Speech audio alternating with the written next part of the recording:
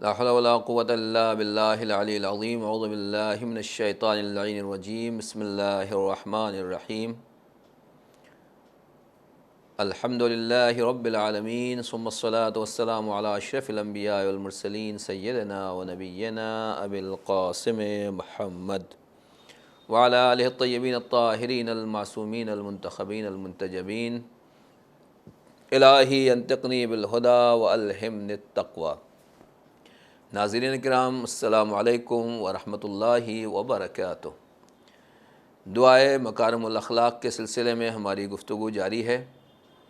وَكَانَ مِن دُعَائِهِ علیہ السلام فی مکارم الاخلاق ومرضی الافعال اللہم صلی علی محمد وآلہ وبلغ بإیمانی اکمل الایمان واجعل یقینی افضل الیقین وانتہی بنیتی الی احسن النیات وبعملی الی احسن الاعمال۔ امام سجاد امام زین العابدین علیہ السلام نے خدا کی بارگاہ میں جو دعا کی ہے اور ہمیں دعا کا سلیقہ سکھایا ہے، اس میں اہم ترین اور ایک بلند ترین مضامین کے اوپر مشتمل یہ دعائے مکارم الاخلاق ہے، جو صحیفہ سجادیہ کی 20ویں دعا ہے۔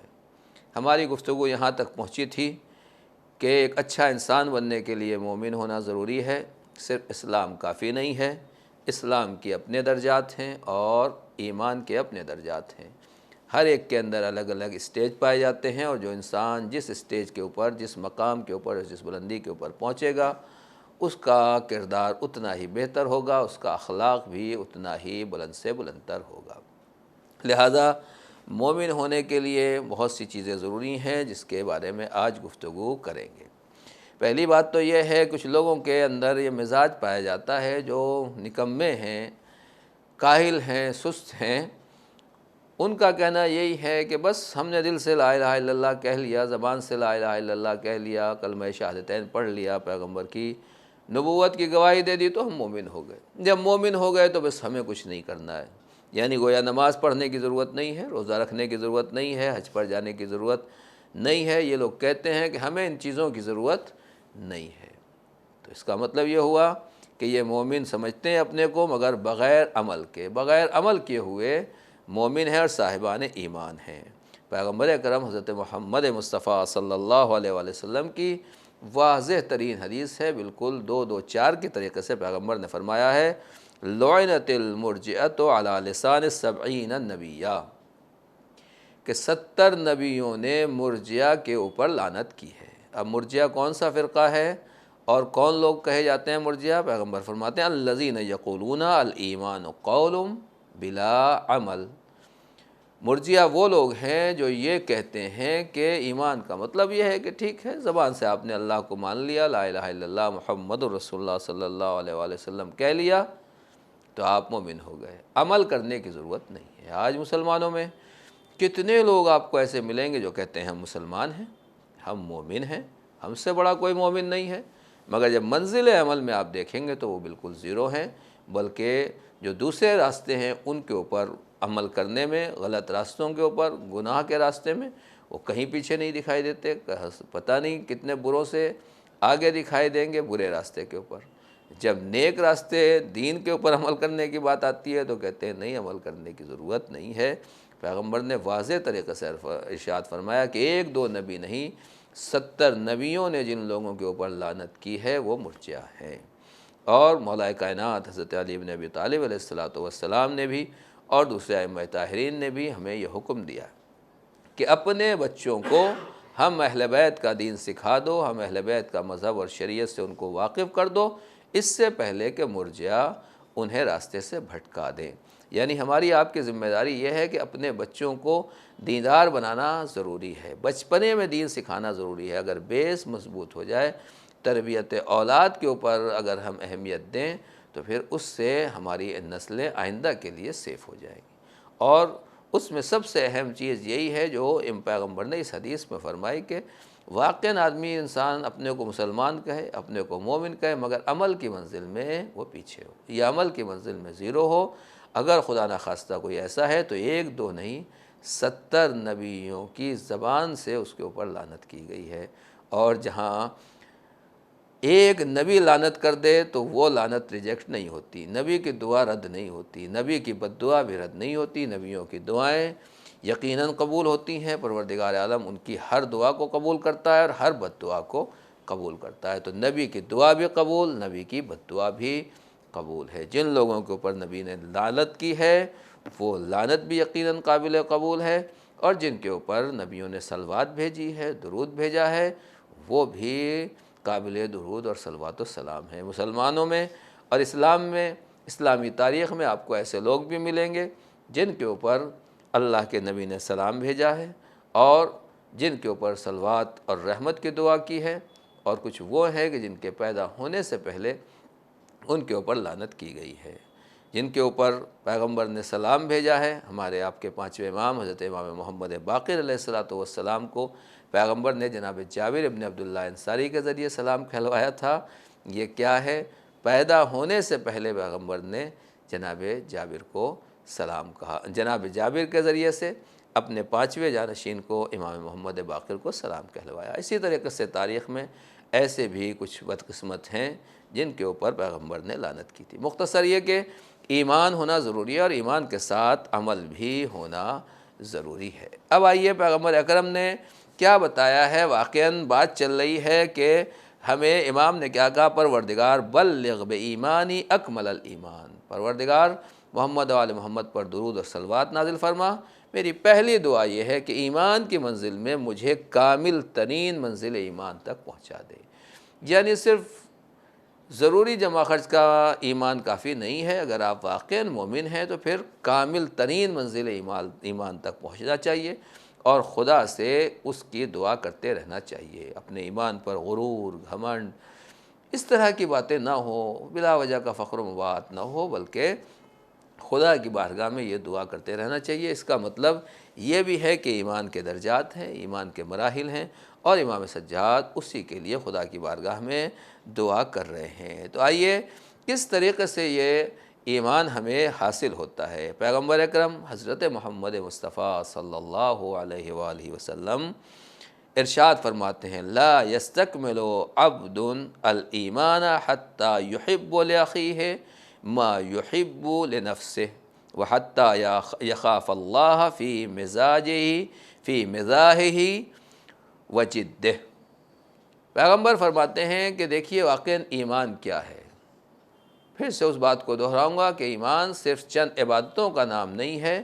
آپ فرما رہے ہیں کہ انسان کا ایمان اس وقت تک مکمل نہیں ہو سکتا جب تک انسان اپنے لیے وہ پسند نہ کرے جو دوسرے کے لیے پسند کرتا ہے، یا جو دوسرے کے لیے پسند کرتا ہے وہی اپنے لیے پسند کرے۔ جب ہمارے اندر یہ کوالٹی پیدا ہو جائے کہ جو ہم دوسرے کے لیے پسند کرتے ہیں وہی اپنے لیے پسند کریں، جو اپنے لیے پسند کرتے ہیں وہی دوسرے کے لیے پسند کریں، تب انسان منزل کمال ایمان تک پہنچتا ہے۔ اور حتیٰ کہ پیغمبر فرماتے ہیں کہ حتیٰ یخاف اللہ فی مزاحہ وجدہ، مذاق کے وقت بھی اللہ سے اتنا ہی ڈرتا ہو کہ جتنا سیریس حالت میں اللہ سے ڈرتا ہے۔ یعنی خوف خدا ہمارے مزاج اور ہنسی مذاق میں بھی حاوی ہونا چاہیے۔ عام طور سے ہوتا یہی ہے کہ جب ہم واقعاً مسجد میں ہیں، عبادت کی جگہوں کے اوپر ہیں، کسی نیک کام میں ہے، تو آدمی وہاں واقعاً اس کے اوپر اللہ کا خوف طاری رہتا ہے، خوف خدا رہتا ہے، خدا کا خیال رہتا ہے۔ لیکن جہاں دوستوں کی محفل آ گئی، شادی بیاہ آ گیا، ہنسی مذاق کی محفل ہو گئی، تو پھر انسان سوچتا ہے کہ تو چلتا ہے، آج کل تو ماحول ہے، حالات ہے، اتنا تو کیا جا سکتا ہے۔ امام پیغمبر نے واضح طریقے سے فرمایا کہ اگر ایمان کو منزل کمال تک پہنچانا ہے تو تمہارا ہنسی مذاق بھی ویسا ہی ہونا چاہیے۔ اور اس کے بعد پیغمبر نے دوسری واضح ترین چیزیں ارشاد فرمائی ہیں۔ حضور فرماتے ہیں کہ ثلاثۃ من کن فیہ یستکمل ایمانہ، جس آدمی کے اندر تین چیزیں، تین کوالٹیاں پیدا ہو جائیں، اس کا ایمان مکمل ہے۔ رجل لا یخاف فی اللہ لومۃ لائم، پہلی کوالٹی یہ ہونا چاہیے کہ دنیا میں لوگ کیا کہہ رہے ہیں، ملامت کرنے والے کیا ملامت کر رہے ہیں، کہنے والے کیا کہہ رہے ہیں، اس چیز کی پرواہ نہ کرے۔ اللہ کے راستے میں اگر خدا کے لیے، رب کے لیے، پروردگار کے لیے عمل ہے تو پھر کون کیا کہے گا، ہمیں اس کی کوئی پرواہ نہیں کرنا چاہیے۔ ائمہ طاہرین خاص طور سے مولا کائنات کی جب ہم زیارت پڑھتے ہیں، امام حسین کی جب زیارت پڑھتے ہیں تو اس میں ہم یہی کہتے ہیں کہ اشہد انکا، اے امام میں گواہی دیتا ہوں کہ آپ اس منزل میں تھے کہ اللہ کے راستے میں آپ نے کسی ملامت کرنے والے کی پرواہ نہیں کی۔ لوگ کیا کہیں گے، ہنسیں گے، مذاق اڑائیں گے، پتھر ماریں گے، کیا کہیں گے، آپ نے اس کی کوئی پرواہ نہیں کی، بلکہ جو کام خدا کے لیے تھا، جو دین کا کام تھا، اس کے لیے آگے بڑھتے چلے گئے۔ یہی حضور سرور کائنات پیغمبر اکرم صلی اللہ علیہ وآلہ وسلم کی زندگی کو آپ دیکھ لیں کہ پیغمبر جو فرما رہے ہیں کہ ایمان مکمل ہونا چاہیے، تو سب سے بڑے مومن کامل اور ایمان لانے والے اور ایمان کو ہم تک پہنچانے والی ذات گرامی کا نام پیغمبر اکرم۔ تو حضور سرور کائنات نے جب اسلام کی ابتدا کی، پہلے دن پیغام پہنچایا، جناب ابو طالب نے کہا ہے میرے سردار آپ جو کہنا چاہتے ہیں وہ کہیے۔ اللہ کے نبی نے پیغام پہنچایا، کوئی رشتہ داروں میں جو کھانا کھا کر بیٹھے ہوئے تھے، دعوت نوش فرمانے کے بعد پیغمبر کا پیغام سننے کے لیے بٹھائے گئے تھے، ان میں سے کوئی ایک بھی اللہ کے نبی کی آواز پر لبیک نہیں کہتا ہے، صرف مولا کائنات کی ذات گرامی ہے جنہوں نے نصرت کا وعدہ کیا اور پیغمبر کی آواز پر لبیک کہی۔ تو اب بات یہ ہے کہ یہ لوگ ٹھیک ایسے اٹھ کے چلے جاتے تو بات پھر بھی غنیمت تھی کہ عزیزداری رشتہ داری کا خیال کر لیتے تھے، مگر انہوں نے اس کا بھی خیال نہیں کیا اور پیغمبر کی مخالفت۔ سوچئے آپ کہ فیملی پریشر جو ہوتا ہے، خاندان اور رشتہ داروں کا پریشر سب سے زیادہ بڑا پریشر ہوتا ہے، اور یہ سب کے سب وہ لوگ تھے جو حضور سرور کائنات کے اوپر کتنے طرح کے انہوں نے پریشر اپنائے، ہر طرح کا سورس لگایا۔ جناب ابو طالب کو دبانے کی کوشش کی گئی، پیغمبر کو دبانے کی کوشش کی گئی، اور جب حضور سرور کائنات نہیں رکے اور اپنا سلسلہ ہدایت جاری رکھا تو پھر آپ کے راستے میں کانٹے بچھائے گئے، آپ کو پتھر مارے گئے، آپ کے اوپر کوڑا پھینکا گیا، اور اسی طریقے سے آپ کو جادوگر، دیوانہ، کاہن، نہ جانے کیا کیا کہا گیا، شاعر کہا گیا۔ لیکن یہ کیا ہے، جب انسان کے اندر ایمان کامل ہوتا ہے اور یقین ہوتا ہے کہ میں واقعاً خدا کا بندہ ہوں اور یہی راستہ سب سے بہتر راستہ ہے، تو پھر لوگوں کی پرواہ نہیں کی جاتی، اپنی ڈیوٹی، اپنی ذمہ داری اور اپنے فریضہ الہی کو دیکھا جاتا ہے۔ تو کیا فرمایا پیغمبر نے؟ پہلی چیز یہ ہے کہ ہم یہ نہ دیکھیں کہ لوگ کیا کہیں گے۔ آج ہمارے بچوں، جوانوں، خواتین اور زیادہ تر مسلمانوں اور مومنوں کا یہی حال ہے کہ ہمارے یہاں معاملہ یہی ہوتا ہے کہ ہم دیندار تو ہیں، مومن تو ہیں، مگر اسی وقت تک جب تک کوئی ہمیں روکنے والا نہ ہو، ٹوکنے والا نہ ہو، کوئی کچھ کہنے والا نہ ہو، کسی نے تعریف کر دی تو ہم ایمان کے راستے میں آگے بڑھتے چلے گئے۔ خدا نخواستہ کسی نے کھچائی کر دی، ایک جملہ کہہ دیا، ارے یہ دیکھو یہ بھی نمازی ہو گئے، ارے یہ دیکھو یہ بھی سچ بولنے لگے، ارے یہ دیکھو یہ کام کرنے لگے۔ کسی نے ایک جملہ کہا، ہم جو ہیں وہ شرما جاتے ہیں، اس کا مطلب ابھی ہمارا ایمان کامل نہیں ہوا۔ ان لوگوں کی کیا حیثیت ہے، ان لوگوں کی کیا اوقات ہے کہ جو ایک اچھے کام کے اوپر کسی کا مذاق اڑاتے ہیں۔ دنیا کے مذاق اڑانے سے ہمارا عمل نہیں رکنا چاہیے۔ جو کام ہم نے یقین، کیونکہ ایمان پیدا ہو گیا، لہٰذا اس راستے کے اوپر چلنے کی ضرورت ہے۔ پیغمبر دوسری بات فرما رہے ہیں کہ وَلَا يُرَائِي بِشَيْءٍ مِّنْ عَمَلِهِ، عمل میں ریاکاری نہیں ہونا چاہیے، دکھاوا نہیں ہونا چاہیے، شائننگ نہیں ہونا چاہیے۔ اور دنیا کا معاملہ آج الٹا ہے کہ جتنے بھی زیادہ تر عمل کیے جاتے ہیں، جو دنیا والے ہیں ان کی بات تو ٹھیک ہے، ان کو تو ایڈ کرنا ہی ہے، ان کو تو اپنی شان دکھانا ہے، ان کو تو اپنے کو نمبر 1 اور ٹاپ پہ لوگوں کے سامنے ظاہر کرنا ہے، مگر جو اللہ کے لیے عمل کر رہا ہے، خدا پروردگار اور رب کے لیے عمل کر رہا ہے، اسے دنیا کی تعریفوں سے کیا واسطہ ہے، اسے شہرت، پبلسٹی اور دنیا کی واہ واہ سے کیا مطلب ہے۔ پیغمبر یہ کہہ رہے ایمان اس وقت مکمل ہوگا کہ جب واقعاً ریاکاری نہ ہو۔ آج ممبر پر بیٹھنے کے بعد آدمی اگر ریاکاری کرے، مصلی کے اوپر ریاکاری کرے، یا کہیں دینی محفل میں بزم میں ریاکاری کرے، تو پھر بتائیے واقعاً ایمان کہاں رہ جائے گا۔ دنیا والے یہ کام کرتے تو ان کا عمل مبارک، لیکن ہم لوگ اللہ اور رسول کے ماننے والے ہیں، اسلام اور دین اور شریعت کے ماننے والے ہیں۔ یہاں عمل کا بیس قربتاً الی اللہ ہونا چاہیے، اور خدا اور رسول کی رضا اور خوشنودی در حقیقت یہ کافی ہے۔ دنیا والے کبھی تعریف کرتے ہیں، کبھی برائی کرتے ہیں، اس سے عمل کی قدر و قیمت طے نہیں ہوتی ہے۔ پیغمبر نے فرمایا وَإِذَا عَرَضَ عَلَيْهِ أَمْرَانِ أَحَدُهُمَا لِلدُّنْيَا وَالْآخَرُ لِلْآخِرَةِ اخْتَارَ أَمْرَ الْآخِرَةِ عَلَى الدُّنْيَا۔ یہ وہ جگہ ہے جہاں ہم لوگ زیادہ تر فیل ہو جاتے ہیں، اکثر لوگ اس میں فیل ہو جاتے ہیں۔ سب مومن ہیں، سب مسلمان ہیں، بڑے متقی پرہیزگار ہیں، لیکن پیغمبر کہہ رہے ہیں کہ ایمان اسی وقت مکمل ہوتا ہے کہ جب ہمارے سامنے دو راستے ہوں، ایک راستہ ادھر جا رہا ہے، ایک راستہ ادھر جا رہا ہے۔ یہ راستہ آخرت کی طرف جا رہا ہے اور یہ راستہ دنیا کی طرف جا رہا ہے۔ کدھر جانا ہے؟ جب انسان کے سامنے دو چیزیں پیش کی جائیں، ایک آخرت کے لیے، دوسری دنیا کے لیے، تو اب کس کا انتخاب کریں گے؟ پیغمبر فرما رہے ہیں کہ جب انسان کا ایمان مکمل ہوگا تو وہ دنیا کو چھوڑ دے گا، آخرت کا انتخاب کرے گا، اور اگر اس نے یہ کیا تو یقیناً کامل اور مکمل مومن ہے۔ لیکن اگر خدا نخواستہ کسی جگہ کے اوپر ہم نے آخرت کو چھوڑ دیا، دیکھا جائے گا بعد میں، دینداری کا اور دین کا معاملہ ہے، کیا کیا جائے، فی الحال تو دنیا کا معاملہ، اس کو دیکھا جائے، اس راستے کے اوپر چل پڑے، اس کا مطلب ایمان مکمل نہیں ہے۔ حضور سرور کائنات کے اوپر جو صحابہ کرام ایمان لائے تھے، ہماری جانیں قربان ہوں اللہ کے نبی کے ان وفادار صحابہ کے اوپر، جنہوں نے واقعاً اپنے گھر کو چھوڑا، فیملی کو چھوڑا، خاندان کو چھوڑا، مال و دولت، حتیٰ کہ بیوی بچوں کو چھوڑ دیا اور پیغمبر کے اوپر ایمان لے آئے۔ کون تھے یہ با وفا صحابہ اور کون تھے پیغمبر کے اوپر اپنی جان مال قربان کرنے والے صحابہ کرام؟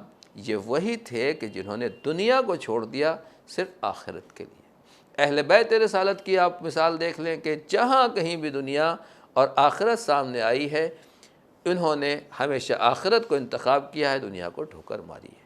کربلا کے میدان میں جو سب سے بہترین نمونہ اس سلسلے میں پیش کیا جا سکتا ہے وہ حر کا کردار ہے کہ جناب حر پوری رات دیکھ رہے ہیں کہ ایک راستہ آخرت کی طرف جا رہا ہے جو خدا کی طرف ہے، ایک راستہ پستی کی طرف جا رہا ہے، گہرائی کی طرف جا رہا ہے، جو جہنم کی طرف لے جا رہا ہے، جس میں سے بظاہر دنیا ہے، مگر حر نے دنیا کو ٹھوکر ماری اور آخرت کو گلے لگا لیا، اس لیے کہ کامل ترین ایمان کی منزل پر فائز ہو گئے۔ اب یہ ایمان کس طریقے سے کامل ہوتا ہے، کیسے مکمل ہوتا ہے؟ پیغمبر نے فرمایا لا یکمل عبد الایمان باللہ حتی یکون فیہ خمس خصال۔ انسان کا ایمان اس وقت تک مکمل نہیں ہو سکتا جب تک اس میں 5 خصلتیں نہ پائی جائیں۔ پہلی چیز ہے اللہ کے اوپر توکل، بھروسہ صرف اور صرف خدا کے اوپر ہونا چاہیے۔ اس کا مطلب یہ نہیں ہے کہ انسان کام کاج چھوڑ دے، نہیں، جو کچھ بھی کرنا ہے اسی طریقے سے کرتے رہنا ہے، بلکہ اور زیادہ بہتر محنت، مشقت، کوشش، دوڑ دھوپ سب کرنا ہے، مگر رزلٹ اور نتیجہ اللہ کے حوالے کر دینا ہے۔ والتفویض الی اللہ، دوسری چیز یہ ہے کہ اپنے کام کو کرنے کے بعد، انجام دینے کے بعد اس کا رزلٹ اللہ کے حوالے کر دینا ہے۔ کام کرنا ہماری ذمہ داری، رزلٹ کیا ہوتا ہے وہ ہماری ذمہ داری نہیں ہے، بہتر سے بہتر رزلٹ دینا وہ خدا کے ہاتھ میں۔ افوض امری الی اللہ ان اللہ بصیر بالعباد، کل میرے ساتھ کیا ہونے والا ہے، میرے لیے کیا فائدہ مند ہے، کیا نقصان دہ، مجھے نہیں معلوم، آپ کو نہیں معلوم، اللہ کو معلوم ہے۔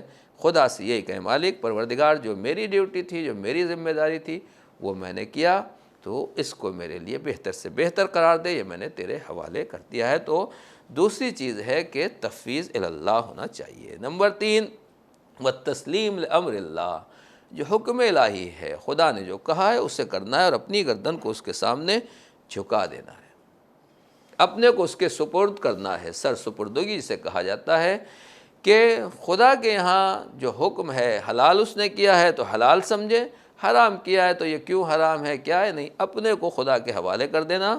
والرضا بقضاء اللہ، چوتھی چیز یہ ہے کہ جو اللہ نے ہمارے لیے مقدر کر دیا ہے اس کے اوپر راضی رہے۔ کبھی کبھی ایسا ہوتا ہے ہم نے محنت کی، کوشش کی، لیکن جو رزلٹ ہم نے سوچا تھا وہ نہیں ہوا، کچھ اور سامنے آ گیا، تو پھر یہاں خدا سے، رب سے شکوہ و شکایت کرنے کی ہمت نہیں ہونا چاہیے، بلکہ وہ منزل رضا پر انسان آ جائے، ٹھیک ہے مالک، جو تو میرے لیے بہتر چاہتا ہے میں اس کے لیے راضی ہوں۔ امام حسین علیہ السلام کی ذات گرامی کو اگر آپ دیکھیں، کربلا کے میدان میں اتنی مصیبتیں ہیں مگر خدا سے راضی ہیں، پروردگار تو نے یہ امتحانات لیے ہیں، ہم اس سے راضی ہیں۔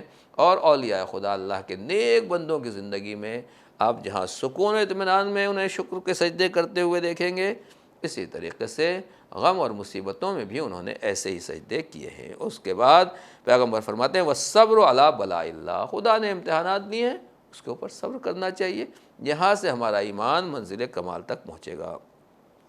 اور دوسری بات یہ کہ پیغمبر فرما رہے ہیں کہ وہ آدمی مومن کامل ہوتا ہے کہ محبت کرتا ہے تو خدا کے لیے، دشمنی کرتا ہے خدا کے لیے۔ ہمارے یہاں معاملات الٹے ہیں کہ ہماری محبت، لڑائی، دوستی کا بیس اپنی ذات ہوتی ہے، اپنا فائدہ ہوتا ہے، مگر جو اللہ والے اور مومن کامل ہوتا ہے اس کی دوستی اور محبت صرف خدا کے لیے ہے، اس کی دشمنی خدا کے لیے۔ جو خدا کا دشمن ہے اس کا دشمن ہے، جو خدا کا دوست ہے اس کا دوست ہے، چاہے ذاتی طور کے اوپر کچھ بھی معاملات ہوں۔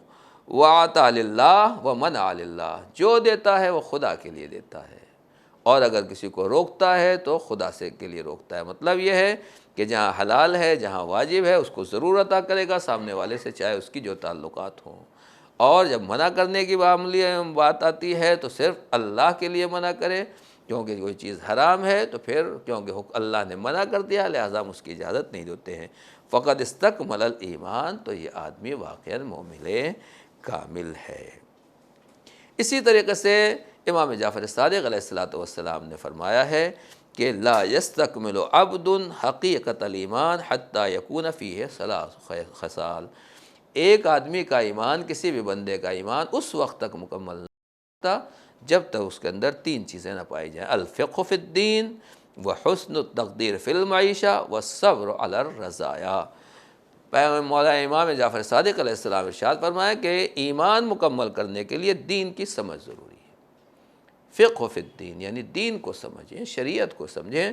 آج جوانوں میں اور ہماری نسل نو میں ساری پریشانی یہی ہے کہ دیندار تو ہیں، مگر وہ دین ہے جو دیکھا دیکھی کا، یا خاندانوں اور رشتہ داروں، اعزاء و اقربا نے جس نے جو بتا دیا، پڑھا دیا، ہمارے پاس وہ دین ہے زیادہ تر۔ نہیں، امام فرما رہے ہیں اگر واقعاً مومن ہے تو اپنے اسٹیٹس کو، اپنے مقام کو، اپنے درجے کو بلند کریں، اور وہ یہی ہے کہ الفقہ فی الدین، دین کو سمجھ کے، پڑھ کے اور معرفت کے ساتھ واقعاً کسی استاد کے ذریعے سے حاصل کرنا چاہیے۔ اور حسن تقدیر فی المعیشہ، اکنومی اعتبار سے آپ کی جو زندگی ہے، جو لیول ہے، اس اعتبار سے اس میں بہترین طریقے سے آپ کو زندگی چلانا آنا چاہیے، اور جہاں کہیں مصیبتیں ہوں، پریشانیاں ہوں، تو پھر وہاں صبر کی دولت سے بھی مالا مال ہونے کی ضرورت ہے۔ رب کریم سے یہی دعا ہے کہ امام سجاد علیہ السلام نے یہ جو دعا فرمائی ہے، وَبَلِّغْ بِإِيمَانِي اکمل الایمان، پروردگار ہمیں ایمان کی کامل ترین، بلند ترین منزل تک پہنچا دے۔ رب کریم تیرے پیغمبر نے اور تیرے ائمہ نے جو کچھ بھی ہمیں ایمان کی منزل تک اور کمال ایمان تک پہنچنے کے راستے بتائیں، ان پر چلنے کی توفیق عنایت فرما، اور اس سلسلے میں ہماری تائید فرما۔ والسلام علیکم ورحمۃ اللہ وبرکاتہ۔